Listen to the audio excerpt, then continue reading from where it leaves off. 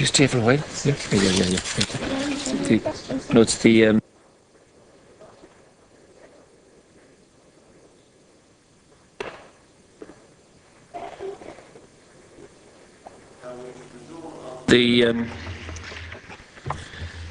proposed approval by Dail of the draft Commission of Investigation Mother and Baby Homes and Certain Related Matters Order 2015, and Deputy Maureen O Sullivan was in possession, and it's just 2.5 minutes remaining. Yes, right. Okay, thank you very much.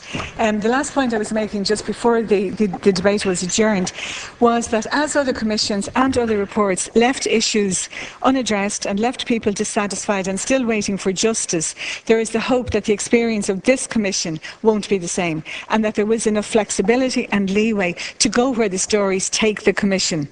And we know the relationship between the industrial schools, the mother and baby homes and the laundries, all part of the institutional network, and I think if that's where the story goes, it has to be followed there. There was another outstanding issue, and that is in relation to An Grianan, because there were some women who, for various reasons, didn't receive the Redress Board Award, and they were also denied support in the ex gratia scheme because An Grianan was not included. But we do know there were girls in An Grianan who did work in the laundry, and this small group of women had hoped that their issue would be addressed in the mother and baby home investigation. I had discussed it with Minister Fitzgerald, and there had been an expectation, but unfortunately they're going to have to go the judicial route at this stage.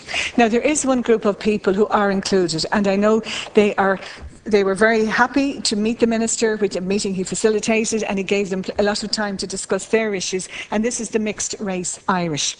Their issue is colour-specific abuses, which they suffered while they were in Irish institutional care.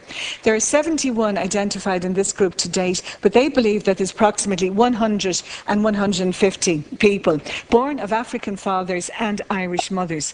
Some women went to Britain to give birth, but they came back and handed over their babies into the care of the state. Some went straight into the mother and baby homes, the children were given up for fostering and adoption, and some of the mothers ended up in the laundries. And some did bring up the children themselves. They have never had recognition of their particular case to date. They were failed by the state. Many of them suffered chronic racial abuse in institutions and appalling treatment where they were left helpless and unprotected.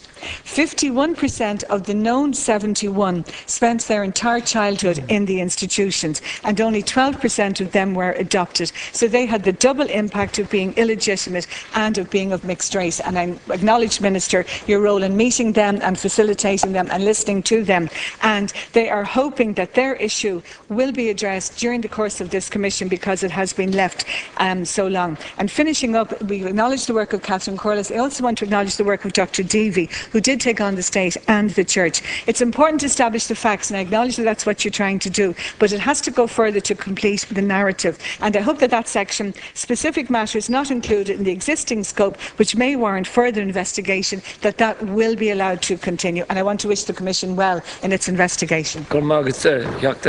Next speaker.